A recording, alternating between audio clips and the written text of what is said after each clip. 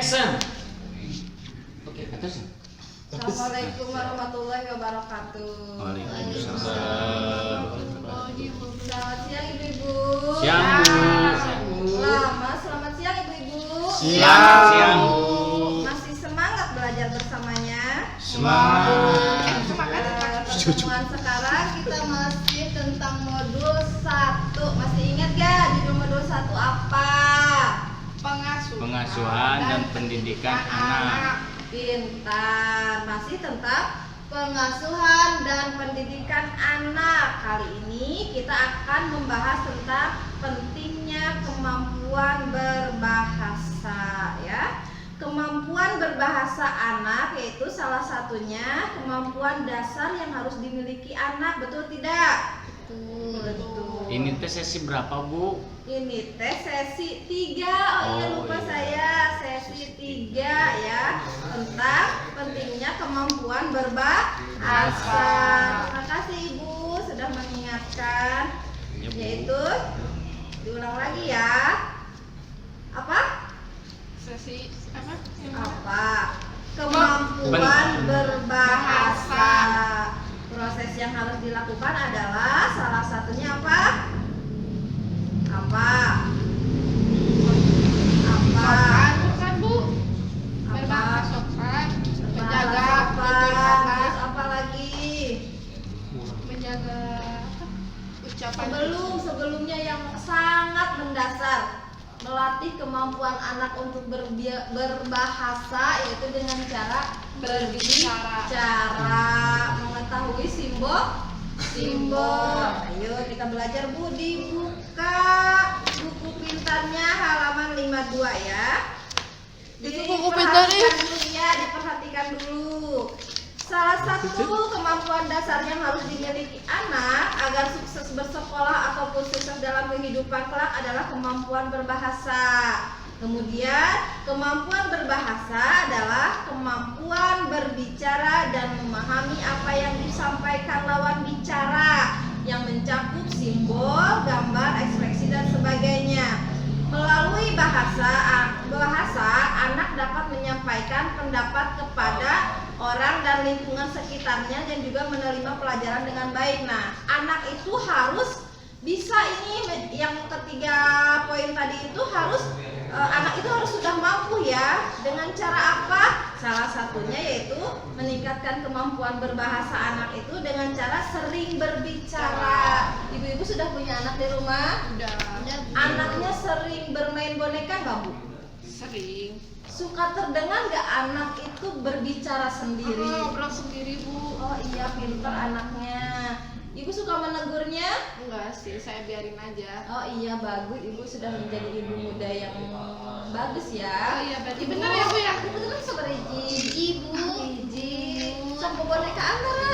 barusan pameget ibu. Oh, pameget. Anak-anak ada dua pameget mah. Mobil-mobilan, Oh, robot. mobil-mobilan. Ada Bu bahasanya saat bermain mobil-mobilan anak berbicara sendiri Ada. atau dengan temannya? Sendiri Bu, Oh, ningali nah. tina TV geningan jantannya iya. gitu. Kebetulan ya, Bu. contoh yang saya ambil itu anak-anak ibu itu bermain sendiri. Ada kalanya kita sebagai orang tua hampiri anak-anak di saat anak bermain sendiri. Ajak dia berbicara, belajar berbicara, tanya ya. Kalau bermain mobil-mobilan, sedang bermain apa sayang?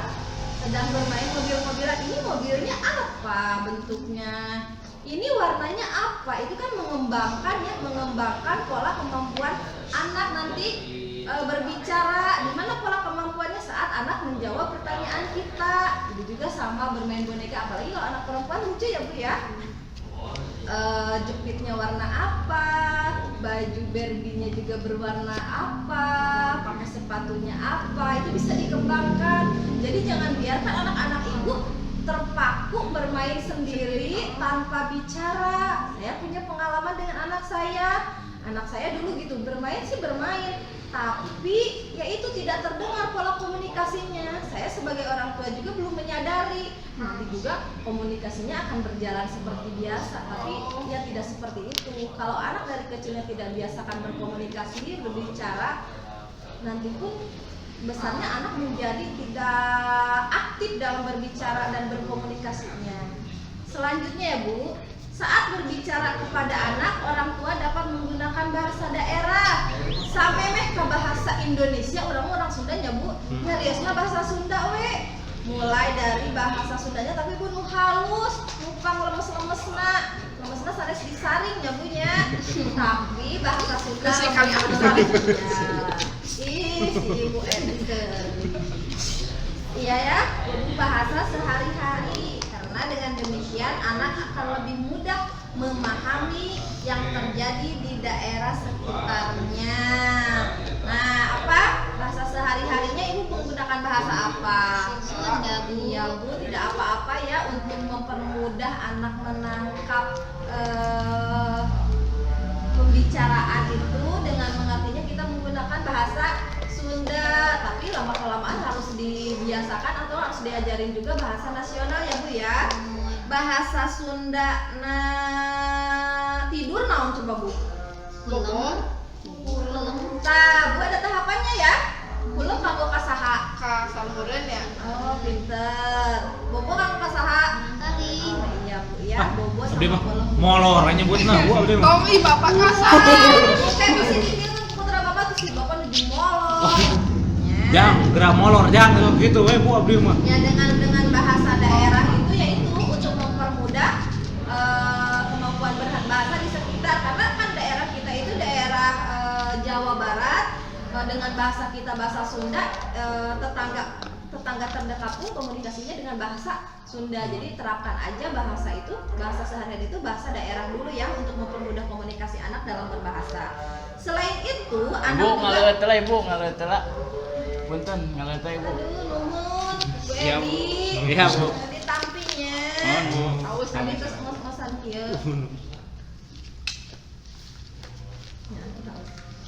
Selain itu, anak juga dapat melihat dan menghubungkan bunyi huruf atau kata yang diucapkan dengan tulisan dengan benda yang dilihatnya. Oh, ini mah untuk anak usia balita ya, anak yang sedang belajar bicara. Usia 1 tahun sampai 2 tahun. Biasa anak yang pertama itu hanya mengulang kata ya, kayak mama, apalagi Bu? Mama. Pipis. Iya, pipis. Terus selain mengulang kata, kita menggunakan simbol ya Bu ya. Simbolnya kalau lihat piring anak mamam. Tapi lama-kelamaan jangan dibiarkan. Kalau piring itu mamam, nantinya sampai dewasa anak lihat piring bilangnya mamam ya. Kalau anak lapar, kita ngasih apa Bu? Bendanya, simbolnya. Anak itu lapar, pengen makan, kita kasih apa ke anak? Makan. Sendok. Iya, jelas. Kasih apa? Sendok. Piring sana. Piring, sendok, betul. Jangan dikasih gayung ya, Pak. Iya, kodenya ceuh. Ya, Cucu. kata yang diucapkan dengan tulisan dan benda yang dilihatnya ya, mulai mengajarkan ya, ajarkan ke anaknya kalau ini sendok. Jadi kalau mau mamam itu jangan ibu kesini itu jangan mamam langsung kasih makan aja, ajarin. Yang namanya perlengkapan makan itu kan ada sendok, ada apa lagi? Piring, ada apa lagi? Garpu. Ya sedikit-sedikit pasti pengucapannya juga belum jelas ya Bu untuk anak yang mulai belajar berbicara. Sendok biasanya anak balita bilangnya apa? Ndok. Ndok. Kalau gelas? Kelas. Oh, pinter ya. Jangan dibiarkan tidak jelas ya Bu ya. Kalau bisa usahakan dengan jelas dulu.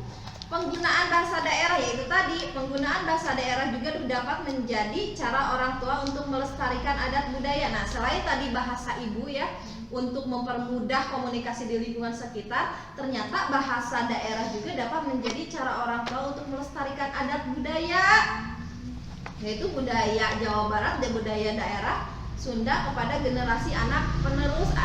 Walaupun bahasa nasional kita bahasa Indonesia, tapi tetap yang namanya bahasa daerah, khususnya kita dari Jawa Barat, anak harus bisa ya menggunakan bahasa daerah. Jangan malu kita berbicara bahasa Sunda.